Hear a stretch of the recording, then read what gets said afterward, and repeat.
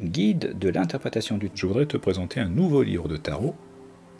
Guide de l'interprétation du tarot, le tarot démystifié, de Claude Demilleville.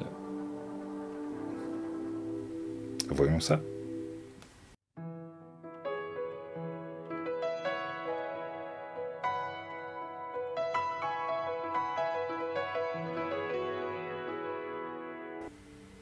Alors, ce guide de l'interprétation du tarot, le tarot démystifié de Claude Demilleville. Alors déjà, j'aime bien ce terme, moi, de démystifier, ça dépoussière un petit peu tout ça. Mais d'abord, regardons le 4e de couverture. Que nous dit-il ? Qui ne s'est trouvé face aux superbes lames du tarot, partagées entre l'admiration, la curiosité, l'impuissance à déchiffrer le sens de ces images mystérieuses ? Qui n'a eu envie de pénétrer plus avant dans le monde fascinant des symboles, afin d'apprendre à en lire l'immémorial message ? C'est précisément à une telle initiation que nous convie aujourd'hui Claude Demilleville dans ce passionnant et très illustré guide de l'interprétation du tarot. Saviez-vous par exemple que l'étymologie du mot tarot renvoie à l'hébreu taureau, pluriel de Torah, la loi orale et écrite ? Que les Juifs du Moyen-Âge, à qui l'on avait interdit d'enseigner la Kabbale, en dissimulèrent l'enseignement dans un jeu peint sur des lames de bois ? Que le symbolisme du tarot réunit ainsi tous les archétypes sous-jacents aux innombrables représentations que, tout au long de son histoire, l'homme donna de l'univers ? Chercheuse infatigable et pédagogue hors pair, Claude Demilleville nous donne accès aux secrets de cette sagesse afin que, tels les vitraux des cathédrales, les lames du tarot nous introduisent sur notre finalité, sur notre chemin, et guident notre intuition à la découverte de nous-mêmes. Donc voilà, petite présentation alléchante. Hormis une petite chose, cette histoire de mettre la moitié de la présentation autour de l'étymologie hébraïque, de la Torah. Et du coup là-dessus, sur cette idée-là, moi je te laisserai justement démystifier l'affaire auprès des historiens du tarot, hein, notamment ce qu'en dit Isabelle Nanoldi et puis d'autres. Voilà, petite parenthèse. Alors du coup, ce livre, c'est un livre qui date de 1996. Donc moi, à l'époque, je l'avais acheté pour 50 francs. C'est bon, oui. Et c'est bien aussi de contextualiser, de dire que là, c'est un bouquin qui n'est pas un bouquin actuel, récent, de maintenant, où... c'est vrai que je vois par exemple de plus en plus dans les bouquins de tarot, puisque généralement je les achète pas sur internet, je vais en librairie, voilà, et puis je feuillette tout ça allègrement, et puis je constate qu'il y a de plus en plus de bouquins où il y a dedans par exemple l'approche d'une lithothérapie, les associations aux pierres, par exemple, choses comme ça, ou les chakras et compagnie. Et bien évidemment, dans un bouquin de 1996, c'est le tarot, et pas d'extrapolation, enfin de choses... voilà. Alors ça peut paraître un peu austère, mais en même temps, on est dans le sujet. Mais puis après, si toi tu as envie de savoir... la pierre de lune, à quoi ça correspond, à quel arcane, il y a plein de livres de tarot qui en parlent. Maintenant. Alors que ici, en fait, le sommaire, il est sommaire, et justement. Et c'est ça que j'aime bien, c'est qu'on est un petit peu à l'ancienne. Et le propos, en plus de l'auteur, je l'aime bien parce qu'en fait, on sent qu'elle maîtrise son sujet quand même. Elle va te faire une présentation progressive de son approche. Je dirais que ce qui sera vu servira pour la suite. Et donc la présentation du tarot, la présentation de la représentation qu'elles sont faites des 22 arcanes majeures, les principes de l'interprétation des cartes, des tirages, ça aussi c'est important pour la suite, avec des tirages de plus en plus compliqués, donc ce qui fait que À chaque fois, tu achemines de façon progressive, c'est bien. Elle évoque les lames mineures, des tirages aussi avec les lames mineures et majeures. Et puis voilà. Alors, bon, son avant-propos, c'est savoureux parce que souvent, bon, je précise pas, je détaille pas, mais il y a souvent de l'humain. Il y a le fait de dire les choses un petit peu, je dirais, personnelles, de mettre une certaine généralité aussi, de comment l'auteur découvre le tarot, comment ça s'est fait, comment ça s'est présenté.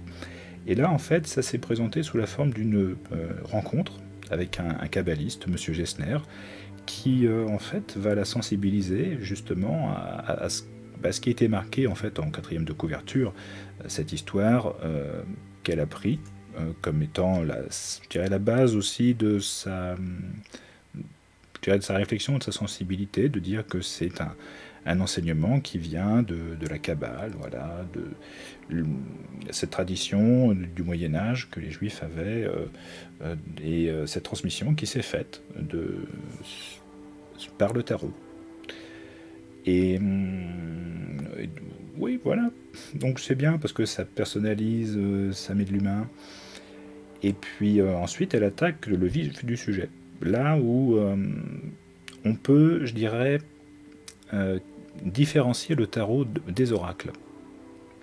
Alors au-delà de sa structure, qui est en 78 lames, 22 majeurs, 56 mineurs, ça, on le sait, un oracle, lui, il peut être en 23, en 24, en 56, en 88 cartes, peu importe, c'est libre. Et l'autre particularité du tarot, et oui, il y en a une autre, c'est qu'il y a 3 choses que tu ne retrouveras pas forcément dans les oracles et que tu retrouveras dans tous les tarots. C'est que chaque carte aura un nombre, une image et un nom. Et ça fait toute la différence. Et elle parle de ça, Claude. Alors pour l'image, il y a quelque chose que j'aime bien. Elle dit que c'est le reflet de la notice de la vie en nous. Donc j'aime bien cette idée de reflet déjà, de commencer par ça. Alors dans ce petit chapitre où elle parle du mot, de l'image, du nombre, elle évoque, voilà, comme on y passe toujours, la question du destin. Et elle fait une analogie que j'aime bien, c'est qu'elle parle de la tempête. La tempête, on n'y échappe pas, mais on peut s'y adapter. Donc cette idée d'analogie du destin, je l'ai bien aimée. C'est une façon simple de décrire les choses, parce que souvent on peut partir sur des 20 pages sur le libre arbitre et puis d'autres choses, de ce qui ne dépend pas de nous, etc. Mais là, simplement, l'histoire de la tempête, je trouve ça efficace. Alors, elle présente évidemment cette histoire du nombre, de l'image et du nom. Donc le nom, c'est notre incarnation. L'image, c'est notre âme, les émotions, notre caractère. Et le nombre, c'est notre esprit. Et l'idée de comprendre la structure de l'univers, voilà, somme toute. Voilà. Après, évidemment, il y a aussi de comprendre que y a des lames paires, des lames impaires, et que ça apporte aussi du sens. Voilà, je fais simple. Ce que j'aime bien, c'est qu'elle débute aussi par la comparaison de l'arcane sans nom et de l'arcane sans nombre. 22 et 13, voilà. Je dirais que tout débutant, en fait, qui se confronte au tarot, doit commencer par ça. L'observation de ces 2 cartes-là, déjà, c'est un bon exercice en soi.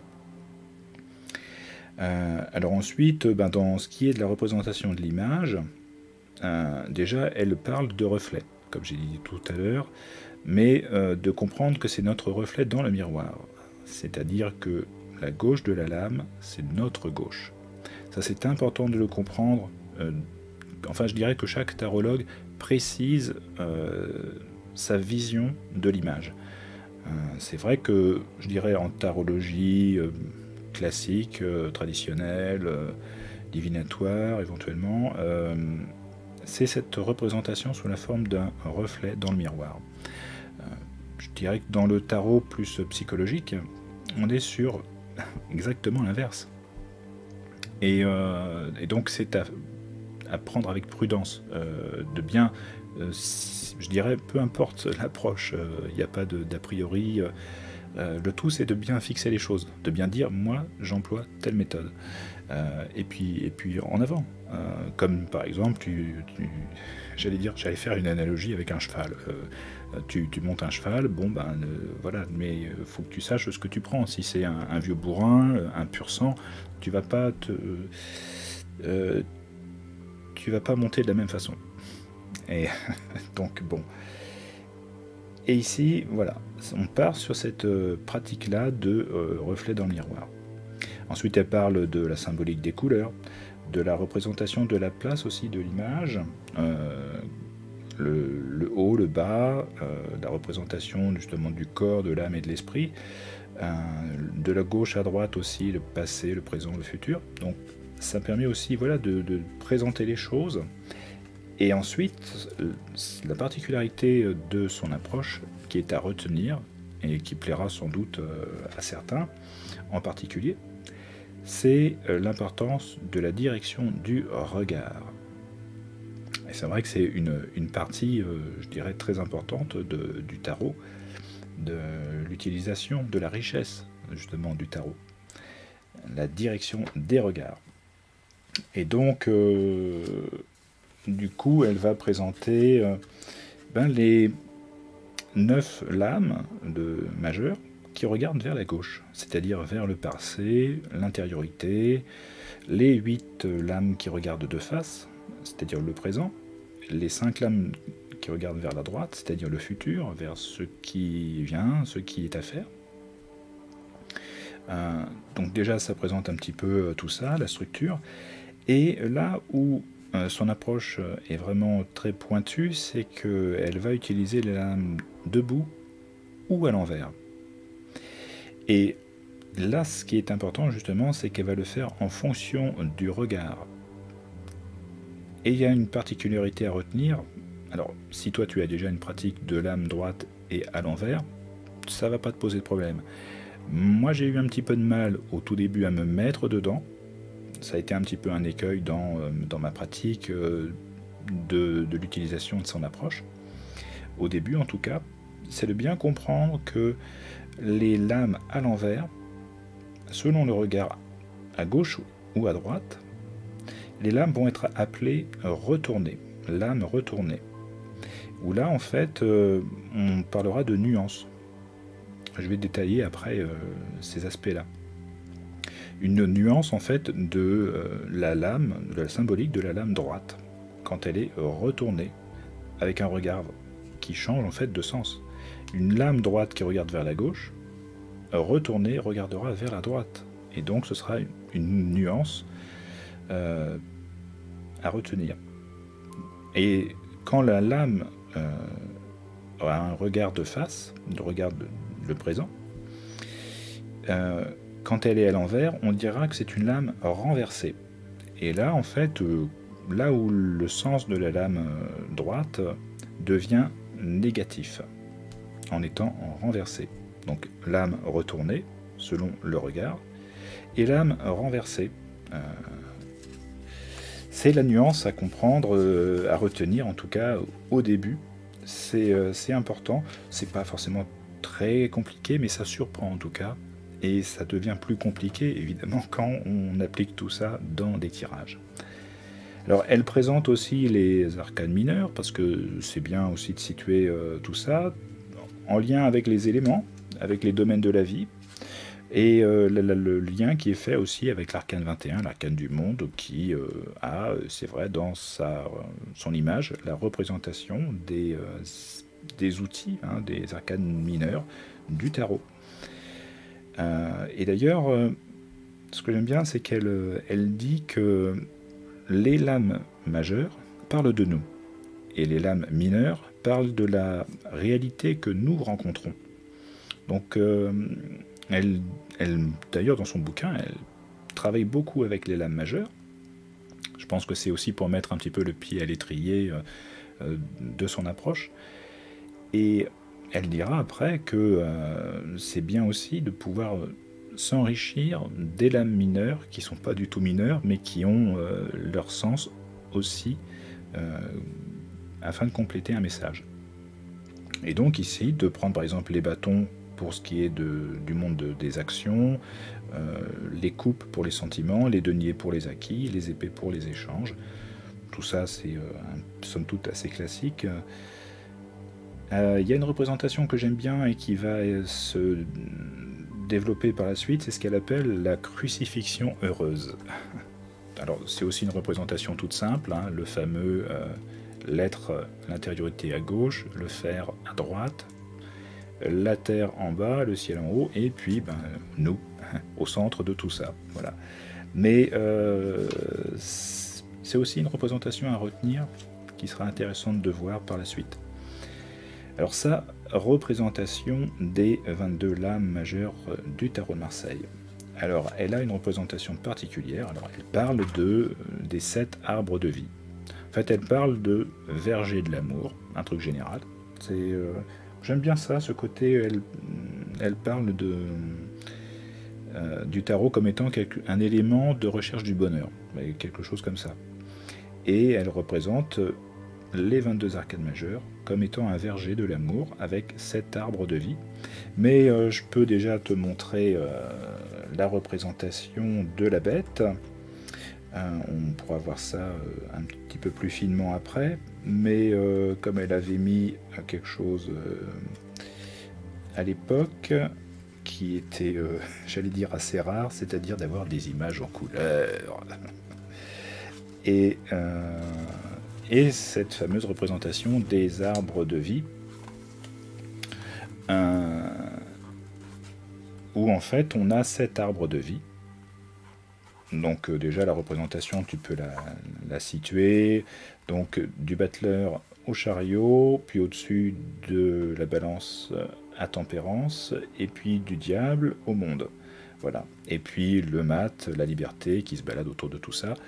Et donc de cette représentation, en fait, il y a les 7 arbres, c'est en fait l'observation verticale.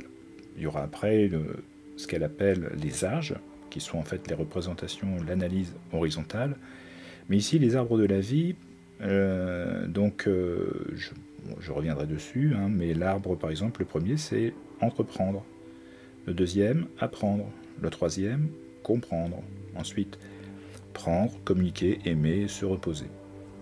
Donc ça, c'est sa représentation des 22 arcades majeures, avec déjà la symbolique des outils, hein, denier, coupe, épée, bâton,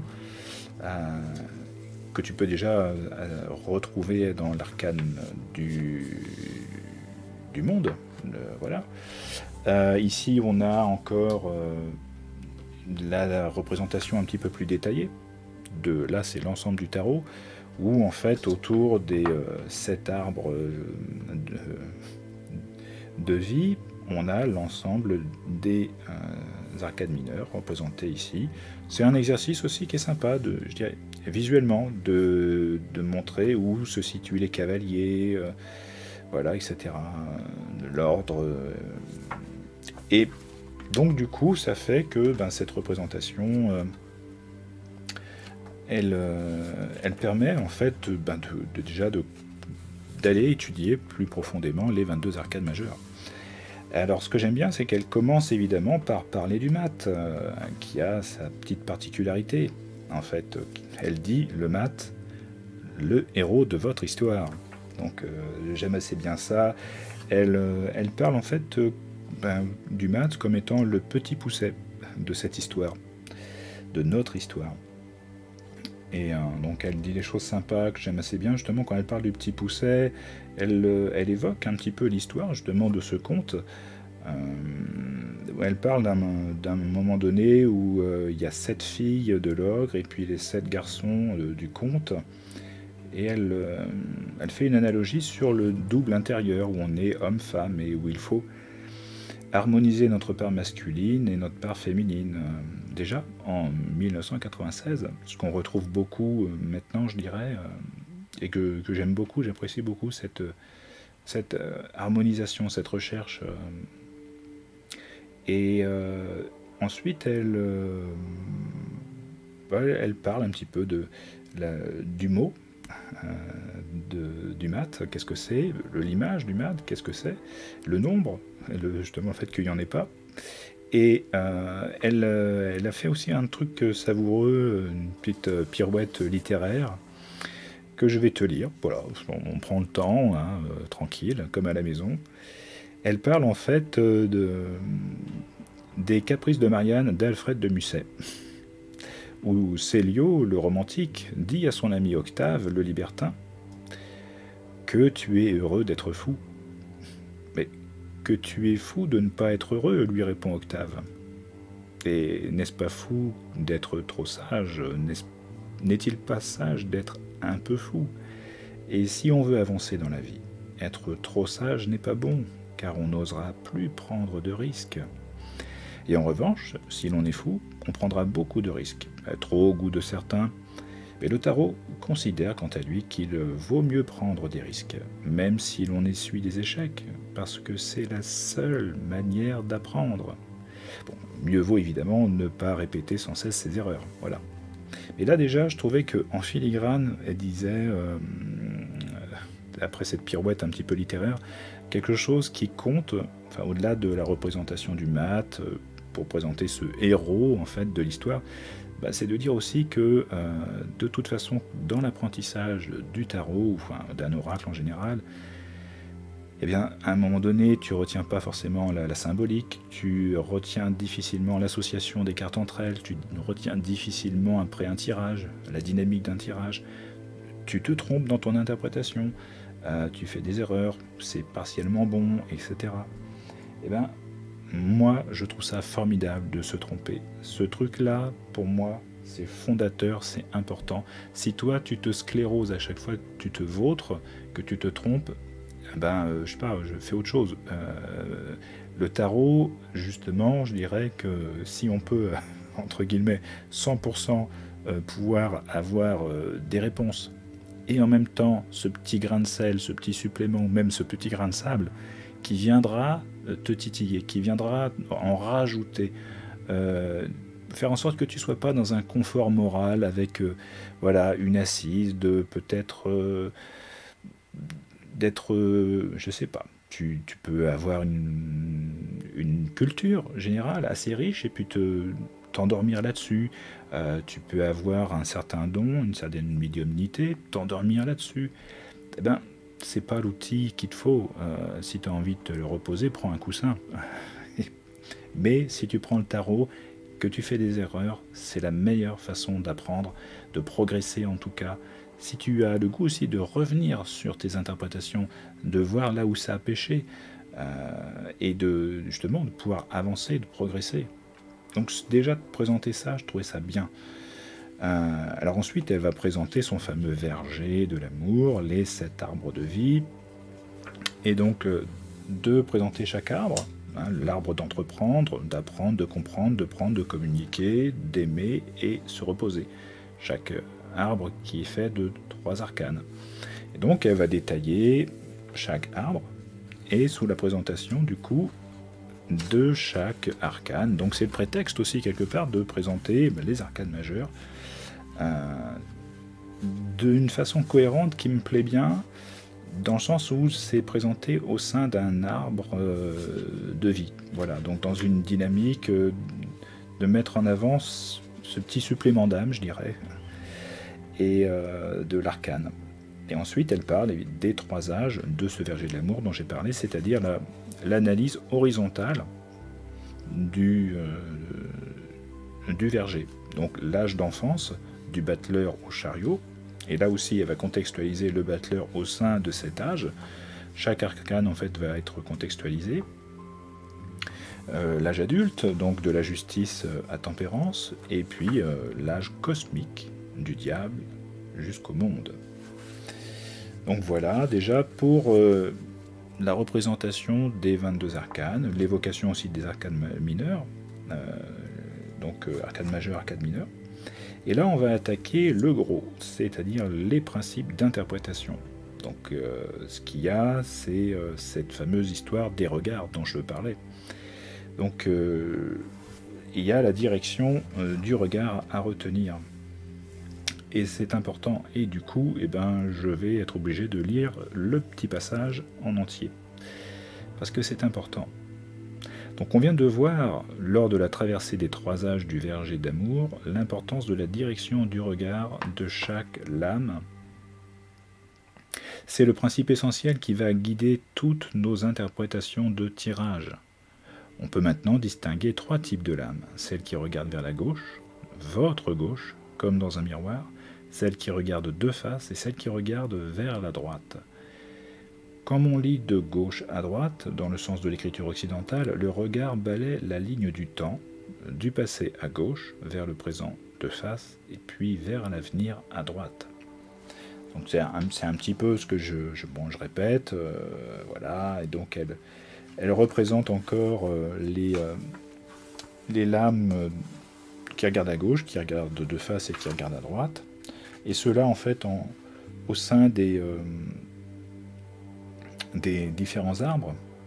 Alors, je vais aussi tu vas peut-être trouver que je me répète un petit peu, mais c'est important aussi que je précise tout ça en fait. C'est-à-dire que par exemple pour les lames qui regardent vers la gauche, alors ces 9 lames qui sont naturellement intériorisées, donc vers l'être, vers l'intériorité, quand elles sont debout. Mais il suffit de les tirer à l'envers pour que leur regard se porte soudain sur le futur, sur le faire, comme si le personnage principal s'était lui-même retourné. Et les lames sont alors extériorisées. Donc il y a cette symbolique aussi là de comprendre que quand elle regarde vers la gauche, Claude parle de lame intériorisée. Et quand la lame est retournée, elle devient extériorisée. C'est en fait un petit vocabulaire aussi à retenir qui est particulier. Bon, les lames qui regardent de face sont des lames positives quand elles sont debout, mais elles deviennent négatives quand elles sont tirées à l'envers, comme si elles avaient été renversées. Les lames qui regardent vers la droite donc, sont naturellement extériorisées quand elles sont debout, mais il suffit de les tirer à l'envers pour que leur regard, dirigé vers le futur, sur le faire, se porte soudain sur le passé, sur l'être, comme si le personnage principal s'était retourné, et les lames sont alors intériorisées. Donc ça c'est important à retenir, et je pourrais même te saouler en prenant des exemples qu'elle a pris. Alors évidemment tu pourras peut-être mettre sur pause et reprendre ce que je vais dire en fait, pour 2 exemples, pour en fait te montrer à la fois la richesse de son approche. Alors tu accroches pas. Moi ça m'a titillé, j'ai eu un petit peu de mal, j'ai pas pris tout en argent comptant, pour argent comptant, mais je trouvais que son approche, elle est allée au bout du chemin, elle est allée à fond dans son truc de l'âme retournée, de l'âme renversée, et pour ça je reconnais qu'elle a maîtrisé son sujet. Et quand un auteur est maître de son sujet, mais moi je dis banco. Et donc ici, la petite nuance, voilà, c'est de comprendre que les 2 situations de tirage, debout ou à l'envers, c'est-à-dire retourné ou renversé, permettent de nuancer le sens de chaque lame. Donc, moi, évidemment, j'ai une pratique de lame droite, basique, principalement. Et donc du coup, je peux reconnaître de façon toute simple, de façon statistique, que forcément il y a plus de nuances quand on peut observer les lames droites et à l'envers, retournées ou renversées. Donc ensuite, elle va préciser que ces significations peuvent être modulées en fonction aussi du tirage qui est employé. Et ensuite, elle donne des exemples. Alors accroche-toi. Alors tout dépend surtout de ce que la lame regarde. Elle peut avoir des ouvertures sur quelque chose de négatif. Par exemple, un empereur retourné, donc extériorisé, qui regarde un amoureux renversé, donc négatif, signifie que nous prenons place, l'empereur extériorisé, dans un chagrin ou une déception, l'amoureux négatif. Et de même, un arcane sans nom retourné et donc intériorisé, seul, ou regardant une lame de face, debout, positive, eh bien, l'arcane sans nom va parler de transformation. Et alors qu'il va parler de nettoyage si il regarde une lame de face qui sera renversée et donc négative.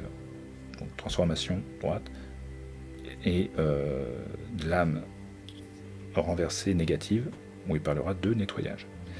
Bon, mais la clé qui est importante ici, c'est que, encore une fois, la direction du regard des lames, qui regarde quoi, est la clé de toute interprétation. Donc voilà. Donc déjà, ça fait 30 minutes que je blablate, mais là, c'était le point clé de son approche. Alors, ce qui est bien, c'est que quand même si ça paraît un peu ardu, elle fait une présentation sous la forme de tableau à plusieurs reprises, où là, chaque arcane est vraiment étudié, décortiqué, quand elle est tirée debout, quand elle est tirée à l'envers, donc retournée ou renversée. Donc du coup, ça aide tout de suite à aider à ce que les choses rentrent en fait. Là, bon, elle parle de la petite particularité de comprendre les nombres pairs, les nombres impairs, donc des lames qui sont, je dirais, voilà, le masculin, le féminin, l'activité, la réceptivité, cette petite particularité qu'il y a à comprendre. Elle parle aussi de la réduction des nombres, hein, la fameuse réduction théosophique, où on a la réduction en 22, qu'on connaît, qui est classique. Et ensuite, les différents modes de tirage qu'on va pouvoir regarder un petit peu plus finement. Alors, dans les modes de tirage, déjà, ce que j'aime bien, il y a une petite chose assez savoureuse, c'est bon, qu'elle présente bien le fait de dire qu'il y a un brassage à faire. Et ce brassage, ensuite, elle dit bien qu'il est inutile de battre les lames, ni de couper le jeu, inutile aussi de mettre un tapis violet sous une chouette empaillée avec de la musique psychédélique, que les lames n'ont rien de sacré, qu'elles n'ont pas besoin de mise en scène, car le tarot est à lui seul un langage efficace. Et ça, j'ai trouvé ça bien. Alors déjà, dans la forme de la présentation, c'était rigolo. Et puis de pouvoir avancer après sur cette idée de tirage. Donc il y a différents types de tirage. Le premier, c'est la phrase. Le principe du tirage, c'est évidemment qu'il y a dans la représentation de cette crucifixion un petit peu heureuse, c'est-à-dire d'avoir dans une phrase un côté être, un pont et une partie faire. Et donc de représenter tout ça, un tirage en fait en 5 lames. Donc ce qu'elle dit, c'est 5 lames, comme en fait 5 lettres, qui peuvent composer en fait 3 mots, l'être, le pont, le faire, et qu'il va falloir en fait évidemment regrouper les lames, un peu comme pour séparer les mots, d'une phrase écrite sans espace.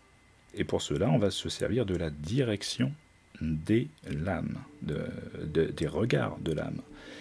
Et donc ça c'est important aussi. Alors il y a un travail aussi à faire là-dessus. Je ne peux pas non plus dans la présentation réussir à expliquer tout ça, parce que dans cette phrase, ce phrasé, en fonction du regard des lames, il pourra y avoir, je dirais, une façon intériorisée, et puis d'autres fois des regards qui seront extériorisés, donc qui feront qu'on va basculer dans du faire ou plus dans de l'être, etc. Donc il y aura par exemple des phrases qui seront équilibrées, où il y aura une partie être, une partie pont, une partie faire, d'autres où ce sera tout intériorisé, donc une partie être uniquement dans la phrase, d'autres ce sera l'être et le pont, ça pourrait être faire, etc. Donc elle détaille tout ça. Et le détail ensuite, après,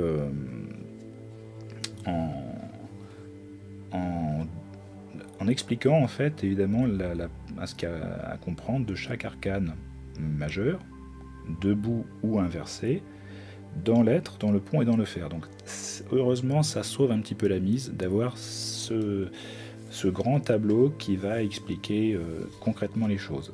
Alors, je dois dire que moi, même pour revoir un petit peu précisément ce tirage-là que je pensais pouvoir te présenter, les 10 exemples de tirage, je les ai refaits. Et ben, sur les 10, il y en a 4 où je me suis vautré. J'ai pas réussi à retrouver le sens comme il fallait comprendre, à bien décomposer la phrase. Donc du coup, somme toute, ça demande un peu de travail aussi quand même.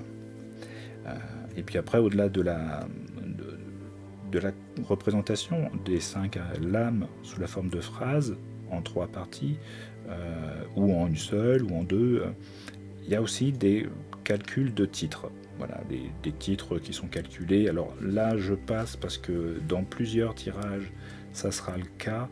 Et là, ça me dépasse parce que c'est, on est dans l'aspect un peu numérologique de beaucoup de techniques, mais là, ça vient vraiment couper le ressenti. On est, je dirais, presque dans une analyse indirecte. Tu as un tirage de cartes, mais un petit peu comme, je dirais, une analyse astrologique, d'un thème astrologique, eh ben, tu vas noter tout, donc ça prend du temps, tu vas faire des calculs, pas mal de calculs, et ensuite tu vas pouvoir faire une interprétation. Donc voilà, cet écueil-là de calcul, moi, je trouve que ça pêche un peu, mais somme toute, c'est une pratique en soi et qui se respecte. Alors après, on attaque les 4 éléments. Donc un tirage que j'aime beaucoup, et j'expliquerai à la fin du bouquin aussi pourquoi il a compté pour moi dans sa représentation, puisqu'en fait on a, tu vois bien, c'est un petit peu à l'image de justement du monde. Et là, je pourrais reparler du fameux tirage du monde de Jodorowsky qu'on voit un petit peu partout maintenant sur Internet, qui s'est bien développé. Mais moi, en 96, c'est le tirage de Claude de Milleville que j'ai connu d'abord, avant celui de Jodorowsky. Et donc cette représentation-là, évidemment, qui fait que on a une lame associée à l'élément, à l'outil de l'arcade mineur, donc les acquis, les actions, les échanges, l'affectivité, la lame centrale, nous, la quintessence. Et ce que j'aimais bien aussi, c'était ce qu'elle appelle les relations d'éléments, c'est-à-dire la relation entre la terre et le feu, qui sont secs, concrets, tangibles. Notre partie terre, justement, c'est voilà, cette crucifixion entre terre, ciel, être, faire. Et donc, la fameuse représentation ici, qui moi a compté, et qui m'a servi après, je devais le dire à la fin seulement, qui m'a servi en fait pour la constitution de mon tirage en croix principal, qui est un tirage en 13 cartes, dont le cœur en fait est fait de 9 lames. Et c'est un petit peu cette image-là, cette représentation-là qui, moi, a compté. Cette idée de voir le tirage du monde, déjà, la représentation du monde, et d'avoir en plus cette relation d'éléments entre l'eau et la terre, pour parler de l'être, cette partie terre entre terre et feu. Donc, d'avoir associé en fait à la carte du monde sa crucifixion heureuse. Et donc, par exemple, de voir qu'on peut poser 5 questions. Une fois, à chaque carte. La première question, avant un tirage de la première lame, qu'ai-je à ma disposition dans le monde des acquis, d'une manière générale, ou bien par rapport au secteur mentionné dans la question, ou par exemple dans mon métier, ma vie conjugale, ma santé, etc. Donc la partie terre, la partie de feu. En deuxième question, qu'ai-je à ma disposition dans le domaine des actions? La troisième question, celle de la partie air, qu'ai-je à ma disposition dans le domaine des échanges, des idées? Quatrième question dans l'élément eau, qu'ai-je à ma disposition dans le domaine de l'affectivité, de la vocation? Et puis le cinquième élément, et moi, capitaine du bateau, comment est-ce que j'utilise mon libre arbitre? Donc 5 questions que j'aime bien. on pourrait s'amuser à... Ah, je pourrais faire ça, oui, essayer de faire des tirages du monde. Pourquoi pas? Bah, j'avais fait un petit peu aussi, j'avais essayé de faire des représentations en live, mais les images passaient pas bien, les vidéos étaient coupées, tout ça c'est à refaire, mais ce tirage en représentation du monde, elle est intéressante et je pense utile. Donc du coup, ce tirage-là, moi, il m'a bien plu. Après, là où ça m'a beaucoup moins plu, c'est après, elle fait beaucoup de calculs de titres. Elle appelle ça les titres, en fait, c'est pour calculer des lames supplémentaires.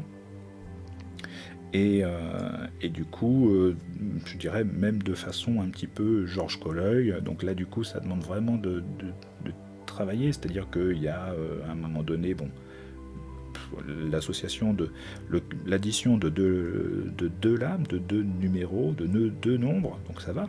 Mais après, ça va être 4 cartes à calculer, 5 cartes à calculer. Donc on est vraiment sur voilà, une approche tarologique, je dirais, de consultation indirecte. Un consultant, il vient, tu peux lui proposer un thé, et puis un quart d'heure après, tu reviens avec ton interprétation. Voilà, je suis mauvaise langue, mais en tout cas, moi, ça a toujours été comme ça. Quand je me suis dit, bon, voilà, il faut que je fasse le tirage, d'accord, et je calcule, alors j'ai mon cahier, tout, je note. J'ai jamais pu appliquer concrètement son approche en consultation pour quelqu'un. Voilà, sûrement parce que je manquais de pratique, donc la dynamique n'était pas là, la fluidité n'était pas là. Déjà, rien que pour moi, pour mon approche, je sortais les rames. Donc, et du coup, quand je sors les rames, ben, je rame, et puis je dérape, ou j'ai pas de ressenti, ou mon intuition, que j'aime bien voir partir un peu dans tous les sens, ben, il n'y a plus rien. Donc c'est un petit peu dommage. Alors, somme toute, elle présente des exemples de tirage de façon détaillée, donc somme toute c'est bien, mais moi ça m'a dépassé quand par exemple un titre de tirage, il y a 5 lames à calculer, il y a à comprendre que certaines, là dans un exemple qu'elle donne, il y en a une qui est intériorisée, une autre qui est intériorisée, puis extériorisée, une autre qui est intériorisée, et la cinquième qui est extériorisée. Et il faut, après tout ça, pouvoir adapter le titre, donc la lame qui sera calculée, qui sera résultante, en fonction justement des autres qui sont à l'endroit, à l'envers, renversés, intériorisés, extériorisés. Là, moi, j'ai bugué. J'ai bugué, et du coup, j'ai bugué aussi sur les autres tirages qui devenaient un petit peu de plus en plus compliqués, parce qu'ils gardaient cette approche de... Alors autant pour les regards droits ou inversés, retournés ou renversés, j'avais pas de souci. Mais l'écueil qui m'a vraiment posé problème, c'était tous les calculs préliminaires qu'il y avait à faire ensuite. Donc après, elle a fait une présentation d'un tirage en 12 maisons, donc le classique, pour observer, je dirais, l'année en cours, ou l'année à venir, je veux dire. Elle parle de 12 maisons géomantiques. J'aime bien, ça change de maisons astrologiques. Donc après, la symbolique des maisons, par contre, elle ne change pas. C'est du pareil au même. Je passe sur le fait des calculs de titres, etc. Où moi je m'y suis perdu. Et le tirage que j'ai bien aimé, mais que j'ai employé plus à ma sauce, c'était le mandala. Et donc ici, c'est de reprendre en fait la représentation du verger que je t'avais montré en couleur tout à l'heure, et que j'aurais bien aimé pouvoir retrouver. Et en fait, où là, du coup, ce mandala, c'est exactement la représentation des lames des vergers, et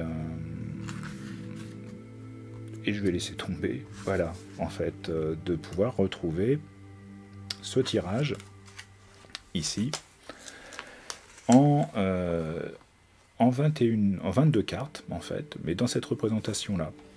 Et alors, c'est pas tant la représentation qui va compter, mais c'est le fait que ce qui serait pas mal, je pourrais peut-être essayer de te présenter ça, c'est ici, c'est que ce tirage, en fait, il va être fait sous la forme de 22 questions. Donc en fait, chaque position, de le battleur, la papesse, l'impératrice, etc., à chaque position, on a une question, en fait, qui est en relation avec la symbolique de la position de l'arcane en position.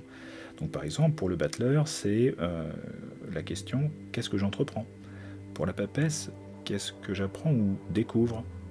Avec l'impératrice, « Qu'est-ce que je comprends ou quels sont mes projets ?» Etc.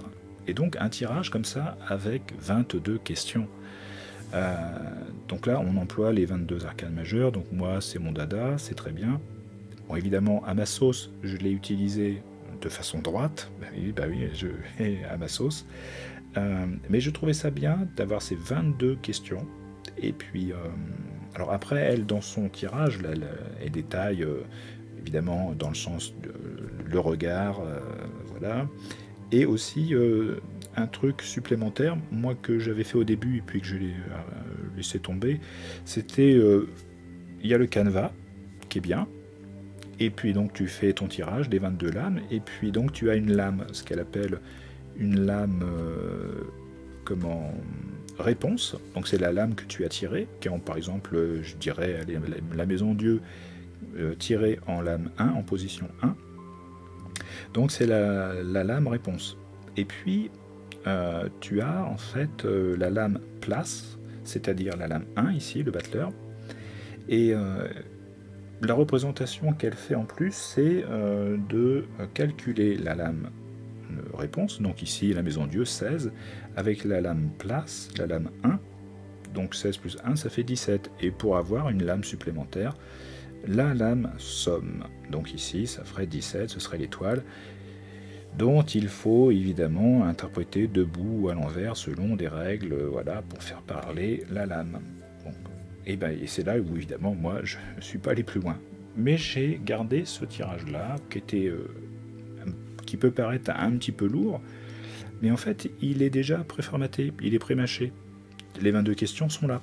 Donc tu peux, je dirais, avoir un panel de questions larges que tu peux comprendre assez bien, parce que si tu comprends déjà et tu connais un peu les 22 lames majeures, je dirais, tu peux prendre le sens du battleur, la symbolique du battleur, et le retourner sous la forme d'une question. Qu'est-ce que j'entreprends? Donc déjà les 22 questions, tu les connais, je dirais, somme toute.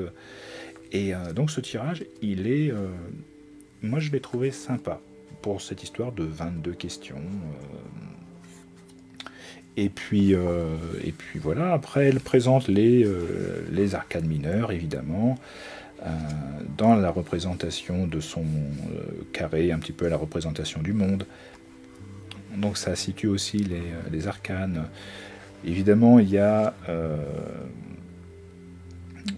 ce que je disais en fait au début, de dire que les lames mineures sont pas forcément mineures, bien que de sens limité, elles sont toutefois indispensables, car elles apportent deux précieuses informations. Elles précisent le domaine en jeu et la durée de l'évolution des choses dans ce domaine. Donc c'est... Voilà, et elle rend un petit peu ces lettres de noblesse aux arcanes dites mineures. Et, donc là aussi, sous la forme du regard des personnages. Donc je passe dessus, elle détaille tous les arcanes, les figures bien détaillées, et après évidemment d'observer en fonction des regards, en fonction que les lames soient droites ou inversées, etc. Et puis ensuite évidemment les cartes numérales, voilà, qu'elle ne détaille pas plus que ça non plus. Et là où je trouve intéressant son propos par rapport aux lames mineures, je vais tenir tout ça. Comme leur nom l'indique, les lames majeures délivrent la majorité du message, et les lames mineures nous donnent des informations mineures. Mais les tirages avec les seules lames majeures parlent petit nègre, en ne donnant que les mots essentiels. Si je dis nuit, enfant, lit, dodo, on comprend de ce quoi il s'agit. mais il manque les articles, les adjectifs, les verbes, les adverbes, qui nous donneraient le détail des circonstances, et notamment la notion de temps si importante. Et c'est ce qu'apportent les lames mineures. Et donc je trouvais que là, Claude, elle disait très bien les choses pour comprendre. Alors déjà, l'histoire de langage petit nègre des arcades majeures, je trouve ça sympa, je trouve ça drôle. Et puis de l'apport des lames mineures, de ce qu'elles nous apportent. Et c'est bien qu'ensuite elle détaille des exemples de tirage qu'elle avait montrés précédemment, avec l'utilisation de l'ensemble des 78 lames du tarot. Et ce qui fait que ensuite, je détaille pas plus que ça, mais en épilogue, elle dit qu'on peut utiliser, je dirais, le tarot comme outil de connaissance, et elle rajoute aussi d'autres choses. Elle dit que comme outil de connaissance, il y a aussi les rêves qui sont utiles, et il y a aussi la nombrologie. Alors elle appelle ça comme ça, la nombrologie. C'est pas tout à fait une numérologie, mais par exemple c'est une façon numérologique, mais d'employer le tirage de la phrase. Donc j'avais présenté cette histoire de être, pont et faire. Elle prend l'exemple de prendre par exemple au hasard le nombre 2756. Et donc du coup, c'est de reprendre la représentation du coup de la papesse 2, le chariot 7, le pape 5 et l'amoureux 6. Et de ces représentations, ça te donne évidemment un tirage. Et tu peux faire une phrase. Donc elle avait cette petite saveur aussi à présenter la nombrologie, comme elle le dit, une méthode qui se fonde sur le tarot, mais qui a ses propres règles, voilà. Et enfin, de préciser que de l'interprétation du tarot, ou des rêves, ou des nombres, il s'agit toujours de la même chose, d'apprendre à mieux vivre, à être heureux. Donc voilà, c'était la présentation d'un bouquin, évidemment toujours en 1 heure, mais en tout cas ici, je t'ai présenté un livre dont j'ai pas forcément suivi l'approche, hein, mais moi je l'avais pris ce livre-là parce que je trouvais qu'il était bien écrit et que ça démontrait que l'auteur était maître de son sujet. Et donc là, moi tout de suite, ça fait tilt quand je sens que quelqu'un forcément, pas forcément la science infuse, il sait pas forcément tout sur tout, mais que dans son domaine, hein, même si c'est pas forcément justement, je dirais, la connaissance de la lithothérapie, lithographie ou je ne sais quoi du tarot, elle, dans son propos, dans son approche, elle dit les choses, son propos est juste, il est cohérent, il n'y a pas de fausses notes, et on sent que voilà, c'est une approche qui a été approuvée avec le temps, etc. Donc pour ça, c'est toute la noblesse de tous ces praticiens que j'adore. Mais évidemment, j'ai pas accroché à son approche qui était un peu poussée sur les lames droites inversées et surtout sur tous ces calculs annexes qu'il y a qui sont pas forcément rapides, fluides. En tout cas, moi, j'ai pas réussi. Donc du coup, j'ai laissé tomber ce côté-là, mais ce que j'ai aimé, c'est justement ce que je te disais, c'était la représentation du monde et de sa crucifixion heureuse, qui représentait en fait pour moi quelque chose d'utile et d'exploitable pour la création, tout simplement, d'un tirage en croix tout personnel, que je ne manquerai pas de te présenter sûrement un jour ou l'autre, mais comme il est très compliqué, alambiqué, pas forcément utile, notamment quand on débute, c'est pas ma priorité. Et ce tirage du mandala, sous la forme de 22 questions, que j'ai apprécié parce que c'était aussi la façon de se confronter aux 22 arcades majeures, sous la forme de questions. Donc ça, c'était sympa. Et puis, évidemment, je voulais te présenter ce bouquin-là, parce qu'en fait, si toi tu as le goût de travailler les lames droites et inversées, je me dis que cette technique pourrait t'intéresser particulièrement. Et du coup, voilà. J'allais dire, il n'y a plus qu'à si ça t'intéresse. Et je te donne rendez-vous pour d'autres présentations de livres de tarot. À bientôt.